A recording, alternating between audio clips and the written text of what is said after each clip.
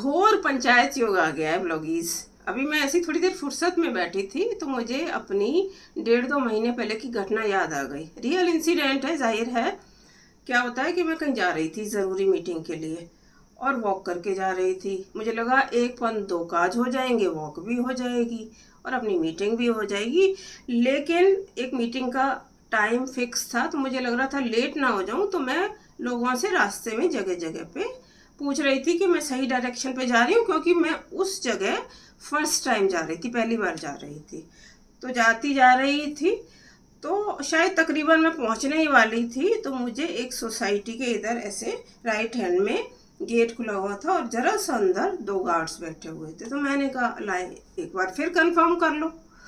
तो मैंने जाके उनको नमस्ते किया और मैंने बोला कि मुझे फला फला सेक्टर में जाना है, तो क्या मैं सही डायरेक्शन में जा रही हूँ? तो उन्होंने कहा बिल्कुल आप सही रास्ते पे हैं और बाकी वहाँ जिस पर्टिकुलर नंबर में आपको जाना है वहाँ पहुँच के एक बार फिर वहीं आसपास किसी से पूछ लेना। तो मैंने कहा ठीक है, मैंने उनको थैंक यू बोला और मैं जैसे ही मुड़ने लगी, उससे पहले मैंने देखा था कि एक महिला सोसाइटी के अंदर से निकल के बाहर की तरफ आ रही हैं।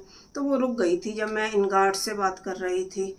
तो उन्होंने क्या किया, जैसे ही मुड़ के अपना आगे जाने लगी तो उन्होंने मुझसे पीछे से कहा, वो जो एक महिला थी गोरी चिट्टी लंबी और बिंदा लगा रखा था बड़ा सा, खैर उसमें तो कोई मसला नहीं है। तो उन्होंने मुझसे पीछे से कहा कि आप कहीं जा रही हैं? तो मैंने कहा जी जा रही हूँ, ऑब्वियसली जा रही हूँ। इतनी रात को? मैंने कहा कितनी रात को? 9 बजे, 9 बज रहा है।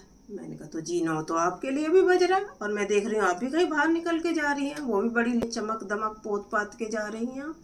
तो मैंने देखा उनकी सूरत पे 12 बज चुके थे। फिर मैं मुड़ी।